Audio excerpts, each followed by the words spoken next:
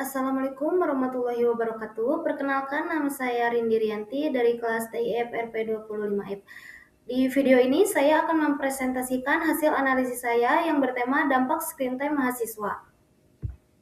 Nah, di sini ada latar belakang yang dimana kita tahu bahwa perkembangan teknologi di era sekarang itu sangat pesat sekali yang mendorong meningkatnya penggunaan smartphone di kalangan mahasiswa. Perangkat digital di era sekarang ini digunakan untuk berbagai aktivitas seperti pembelajaran daring, media sosial, dan hiburan yang secara langsung mempengaruhi perilaku belajar dan tingkat konsentrasi mahasiswa. Screen time yang berlebihan terbukti berdampak negatif pada kesehatan mental, produktivitas akademik, dan kualitas hidup. Menurut penelitian Ergi dan Givari pada tahun 2026 menunjukkan bahwa durasi screen time yang tinggi berhubungan erat dengan meningkatnya tingkat stres pada mahasiswa. Berdasarkan latar belakang tersebut, rumusan masalah dan tujuan pada penelitian ini yaitu adalah rumusan masalahnya berfokus pada 3 hal. Yang pertama, bagaimana pola penggunaan screen time harian mahasiswa.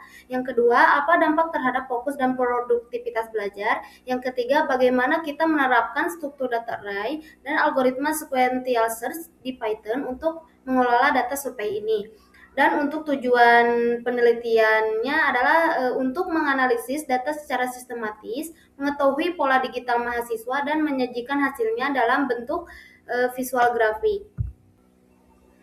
Nah, agar pembahasan kita tidak melebar, penelitian ini dibatasi pada beberapa ruang lingkup. Yang pertama, data primer didapatkan dari kuesioner Google Form. Yang kedua, datasetnya terdiri dari 27 responden mahasiswa aktif. Yang ketiga, fokus analisisnya hanya pada durasi screen time harian, jenis aktivitas, dan dampak pada fokus belajar. Yang keempat, visualisasinya menggunakan diagram batang dan lingkaran.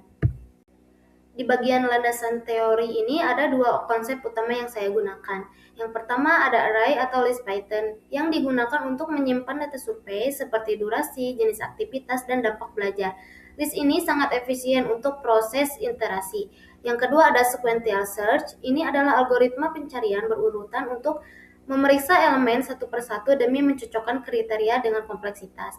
Algoritma ini sangat efisien untuk dataset berskala kecil seperti 27 record yang kita miliki. Untuk toolsnya saya menggunakan bahasa pemrograman Python karena sintaknya sederhana, dan library yang digunakan adalah Pandas untuk membaca CSV dan Matplotlib untuk membuat grafiknya, serta dijalankan di lingkungan Google Colab. Metodologi analisis penelitian ini menggunakan pendekatan kuantitatif berbasis kuesioner online. Data dikumpulkan melalui Google Form dan diolah menggunakan struktur data array serta metode sequential search berbasis Python. Untuk sumber data dan tahapan analisisnya, yang pertama pengumpulan data via kuesioner Google Form yang diisi 27 responden. Yang kedua, pembersihan data atau data cleaning dan validasi responden. Yang ketiga, visualisasi hasil analisisnya menggunakan Python Matplotlib. Terus ada struktur data. Pengolahan data menggunakan array list dan sequential search untuk pencarian dan pengelompokan data screen time mahasiswa. Yang pertama, list digunakan untuk menyimpan data durasi, aktivitas, dan dampak screen time. Yang kedua ada dictionary, digunakan untuk mengelompokkan data berdasarkan kategori. Yang ketiga ada sequential search, diterapkan untuk mencari pola dampak negatif. Oke, baik. Di sini saya akan menjelaskan tentang demo program yang berjudul analisis screen time mahasiswa. Nah, yang pertama-tama itu kita harus mengupload file CSV-nya dulu. Yang pertama. Nah, karena saya sudah upload ya, otomatis sudah beres. Terus untuk yang kedua ini kode ini untuk membaca file dengan delimiter koma. Gitu. Jika misalkan di sini kita sudah mengupload filenya, maka si programnya itu berhasil. Nah, jika kita belum mengupload filenya, maka di sini akan muncul error gitu. Nah, di program ini juga saya menggunakan diagram yang menggunakan Matplotlib. Terus saya juga memiliki menggunakan tiga menu utama untuk program ini, yaitu menu pertama ada tampilkan semua nama responden, terus yang kedua ada analisis dan insig, terus yang ketiga ada keluar. Nah, ya tidak perlu berlama-lama, mari kita coba program ini.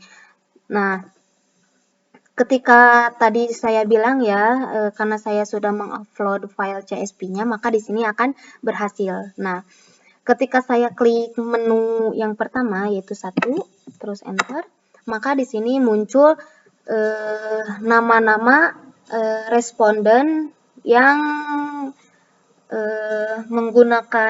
saya menggunakan looping ya biar di sini tertata rapi gitu. Terus yang pertama itu berarti yang pertama kali ngisi si Google Form yang saya berikan.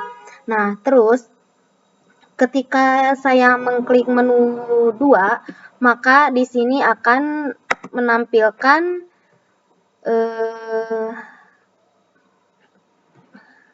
hasil dan analisis kesimpulan sistem seperti total responden, terus dominasi medsos, terus screen time yang lebih dari 9 jam, terus fokus terganggunya berapa orang gitu. Di sini juga ada kesimpulan dan saran ya.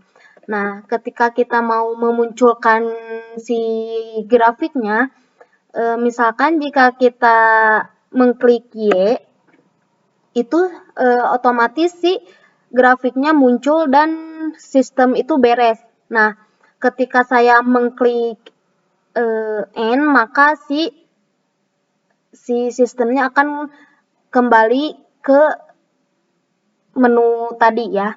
Nah, misalkan kita klik Y dulu.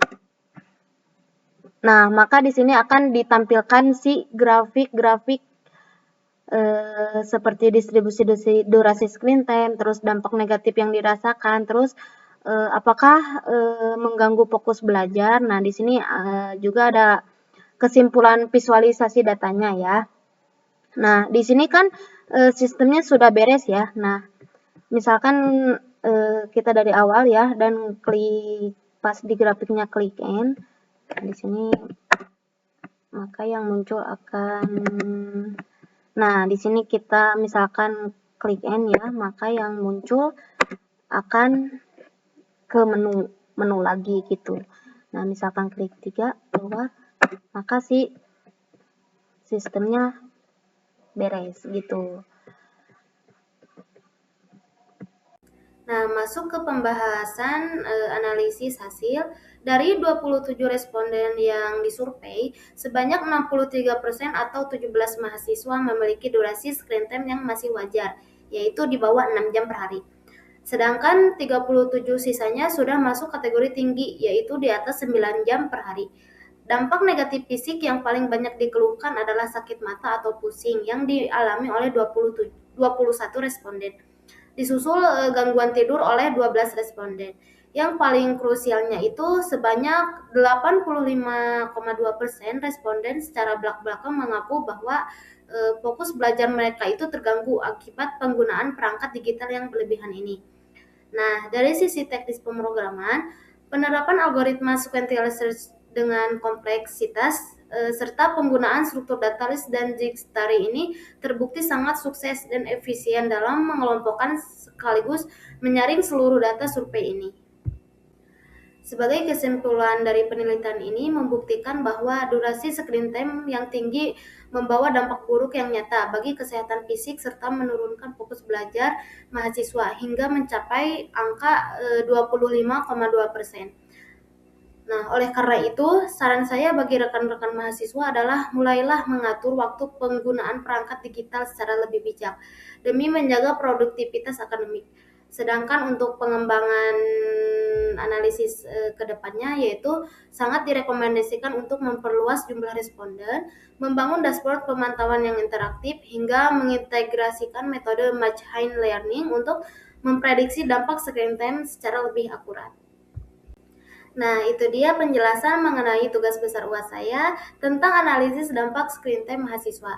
Semoga materi yang saya sampaikan tadi bisa memberikan wawasan baru bagi kita semua agar bisa lebih bijak lagi dalam mengatur waktu penggunaan perangkat digital sehari-hari kita.